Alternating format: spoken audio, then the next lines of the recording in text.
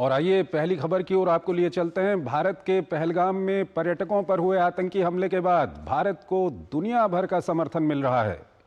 तमाम देश भारत के प्रधानमंत्री को फोन कर रहे हैं, अपना समर्थन जता रहे हैं और आतंकवाद के खिलाफ लड़ाई में भी भारत के साथ दुनिया की शक्तियां खड़ी दिख रही हैं।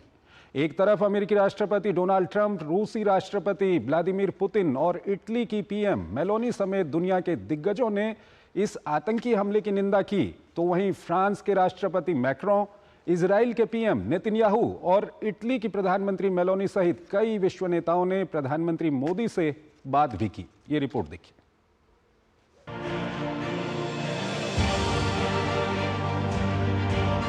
पहलगाम के संदिग्धों पर सुरक्षा बलों ने कार्रवाई करते हुए हमले में शामिल 2 आतंकवादियों के मकान को उड़ा दिया। पुलवामा की त्राल इलाके में आशिफ शेख और अनंतनाग के बिजबहारा इलाके में आदिल ठोकर के मकान को नियंत्रित विस्फोटकों के जरिए गिराया गया। दोनों व्यक्तियों पर वेस्टर्न पहलगाम आतंकी हमले में भूमिका निभाने का आरोप है। दुनिया भर के तमाम मीडिया ने पहलगाम आतंकी हमले को प्रमुखता से जगह दी, लेकिन न्यूयॉर्क टाइम्स की रिपोर्ट चौंकाने वाली रही। दरअसल अखबार ने इसे आतंकी हमला न कहकर इसे विद्रोहियों का हमला बताया, जिस पर अमेरिकी सरकार ने कड़ी प्रतिक्रिया दी। अमेरिका की हाउस फॉरेन अफेयर्स कमेटी ने न्यूयॉर्क टाइम्स को फटकार लगाते हुए इसे एक सीधा आतंकी हमला करार दिया। अमेरिका ने सोशल मीडिया पर न्यूयॉर्क टाइम्स की हेडलाइन में सुधार करते हुए पोस्ट भी साझा किया। बहरहाल आतंकी हमले के बाद से भारत को दुनिया भर से समर्थन मिल रहा है। सभी बड़े देशों ने भारत के साथ एकजुटता दिखाते हुए आतंक के खिलाफ लड़ाई में सहयोग का वादा किया है। इटली की प्रधानमंत्री जॉर्जिया मेलोनी ने प्रधानमंत्री मोदी से टेलीफोन पर बात की। उन्होंने आतंकी हमले में मारे गए लोगों के प्रति दुख जताते हुए आतंकवाद के खिलाफ लड़ाई में इटली के पूर्ण समर्थन की बात दोहराई। पीएम मोदी ने भी उनके समर्थन और आतंक के खिलाफ स्पष्ट संदेश की सराहना की। मेलोनी के अलावा फ्रांस के राष्ट्रपति इमैनुअल मैक्रों ने भी पीएम मोदी से बात की। उन्होंने पहलगाम हमले में मारे गए लोगों के प्रति दुख जताते हुए कहा कि फ्रांस और उसके सहयोगी आतंकवाद के खिलाफ जहां भी जरूरत होगी लड़ाई जारी रखेंगे। ब्रिटिश प्रधानमंत्री कीर स्टारमर ने पहलगाम आतंकी हमले को विभत्स घटना करार दिया। स्टारमर ने ब्रिटिश नागरिकों की तरफ से अपनी गहरी संवेदना व्यक्त करते हुए आपसी संपर्क में रहने पर सहमति जताई। उन्होंने कहा कि ब्रिटेन इस दुखद घड़ी में भारत के लोगों के साथ खड़ा है। उधर ब्रिटिश संसद में भी पहलगाम में हुए आतंकी हमले का मामला गूंजा। सिख सांसद तनमनजीत सिंह ढेसी और ब्रिटिश सांसद बॉब ब्लैकमैन ने संसद में इस मुद्दे को उठाते हुए इसे कायरतापूर्ण, भयंकर और चौंकाने वाला आतंकी हमला करार दिया। बहरहाल पहलगाम हमले के बाद सरकार ताबड़तोड़ फैसले ले रही है। केंद्रीय गृह मंत्री अमित शाह ने पहलगाम में हुए आतंकी हमले के मद्देनजर देश के सभी राज्यों के मुख्यमंत्रियों से बात की। अमित शाह ने सभी मुख्यमंत्रियों से अपने अपने राज्यों में सभी पाकिस्तानी नागरिकों की पहचान करने और उनकी शीघ्र पाकिस्तान वापसी सुनिश्चित करने के लिए कदम उठाने को कहा। दरअसल पहलगाम में पर्यटकों पर अंधाधुंध गोलीबारी में हुई 26 पर्यटकों की मौत के बाद भारत ने जो सख्त कदम उठाने की घोषणा की है, उसका मतलब साफ है कि अगर आतंक के रास्ते भारत को अस्थिर करने का प्रयास होता रहा तो उसके नतीजे भी उन्हें ही भुगतने होंगे। इस खबर पर ज्यादा बात करने के लिए हमारे साथ जुड़ रहे हैं आलोक बंसल, विदेशी मामलों के जानकार हैं, उनसे हम बातचीत करेंगे। आलोक जी, बहुत बहुत स्वागत है आपका हमारे इस कार्यक्रम में। पहला सवाल आपके सामने हम यही रख रहे हैं कि भारत को आतंकवाद के खिलाफ जिस तरह का वैश्विक समर्थन मिल रहा है वो अभूतपूर्व है अपने आप में। क्या कुछ आपकी प्रतिक्रिया है? देखिए, इसमें 2 चीजें हैं। एक, भारत का आज जो वैश्विक समुदाय में जो स्थिति है, जो हमारा स्टेचर है और जिस तरीके से हमारी विदेश नीति की सफलता रही है, उसमें विश्व के अधिकांश राष्ट्र आज हमारे साथ खड़े हैं।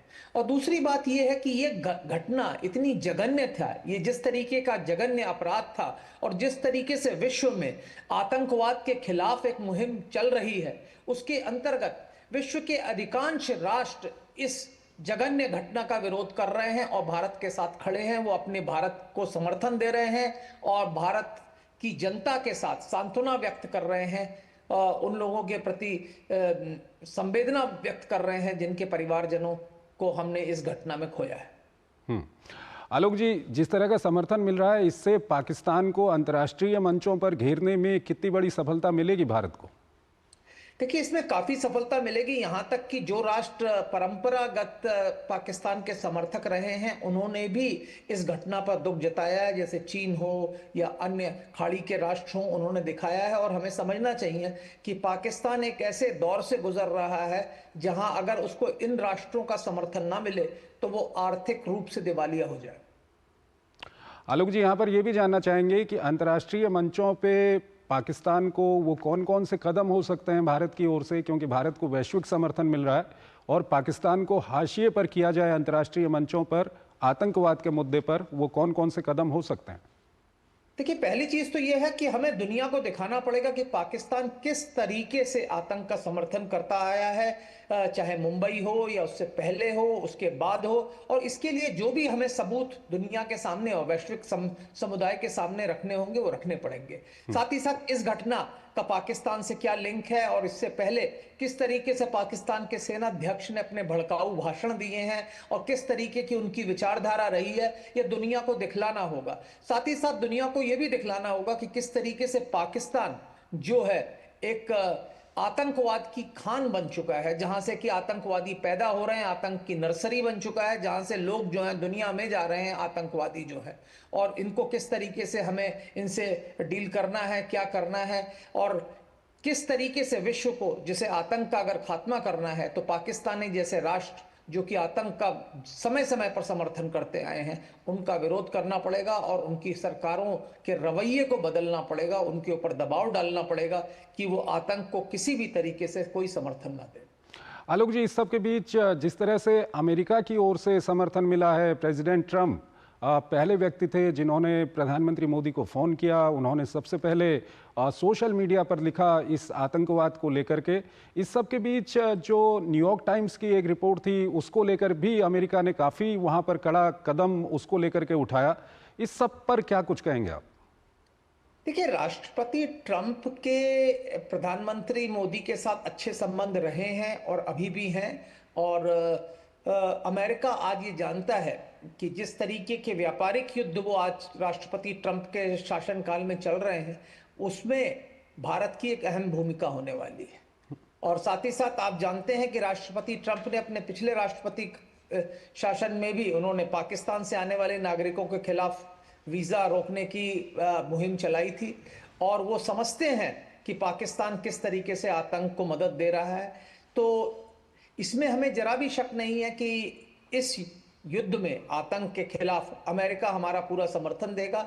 और ये भी एक महत्वपूर्ण बात है कि जिस वक्त ये आतंक की घटना हुई, उस समय अमेरिका के उपराष्ट्रपति भारत में थे और इस घटना को अंजाम देने के पीछे आईएसआई और पाकिस्तान की सुरक्षा एजेंसियों का एक प्रमुख कारण ये भी था कि वो ऐसा दौर था जब अमेरिकी उपराष्ट्रपति भारत में थे और भारत के प्रधानमंत्री सऊदी अरब में थे। आलोक जी, चीन को लेकर के कई लोगों को ये लगता है कि चीन, जब इस तरह का मामला आता है तो चीन पाकिस्तान के साथ खड़ा रहता है, लेकिन हमने यहाँ पर देखा कि चीन की ओर से निंदा भी की गई इस घटना की। चीन के रुख को लेकर के क्या कुछ आप कहेंगे? और हाल के दिनों में हमने देखा है कि भारत और चीन के संबंधों में कुछ जो बर्फ है वो पिघली भी है, क्या कुछ आप कहेंगे?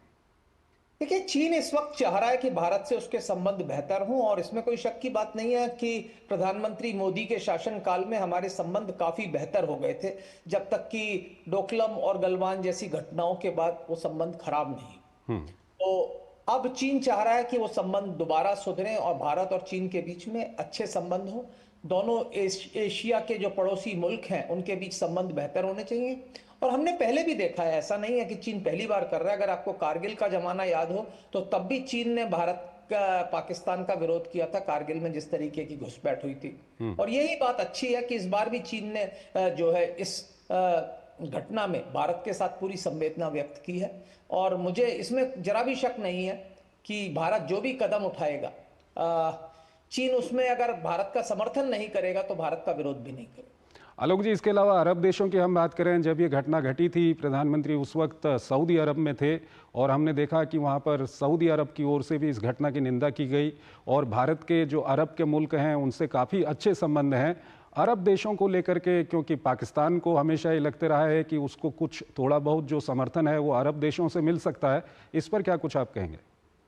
देखिए, सऊदी अरब और संयुक्त अरब अमीरात पाकिस्तान के लिए बहुत महत्वपूर्ण है, क्योंकि पाकिस्तान की विदेशी मुद्रा का जो भंडारण है उसका एक बहुत बड़ा स्रोत रेमिटेंसेस है जो विदेश में रहने वाले पाकिस्तानी भेजते हैं। और जो ये रेमिटेंसेस आते हैं उसमें करीब करीब 50% इन दो मुल्कों से आता है, सऊदी अरब और संयुक्त अरब अमीरात से। अगर ये पाकिस्तानी नागरिकों के खिलाफ कोई भी कठोर कदम उठाते हैं तो ये रेमिटेंसेस सूख जाते हैं। साथ ही साथ सऊदी अरब के करीब 4.5 बिलियन डॉलर्स करीब पाकिस्तान की बैंक में डिपॉजिटेड है। संयुक्त अरब अमीरात के भी करीब 2 बिलियन डॉलर जमा है। और इन्हीं जमा पूंजियों के मद्देनजर IMF ने पाकिस्तान को जो कर्ज दिया है वो दिया है। इसके अलावा सऊदी अरब ने पाकिस्तान को 2 बिलियन डॉलर की ऑयल फैसिलिटी दी है, जिसके कारण पाकिस्तान उधार पर तेल खरीद पा रहा है।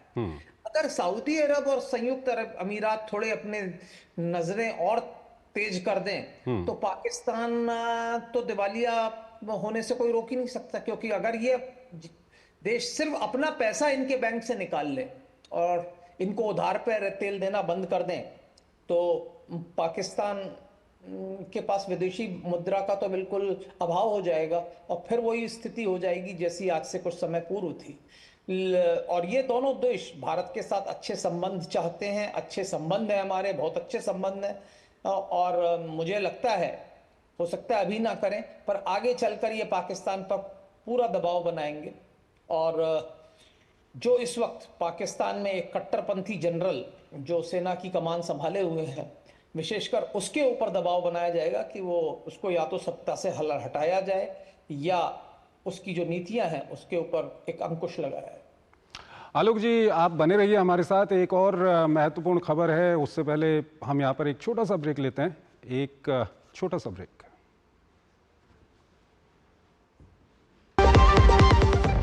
सस्ते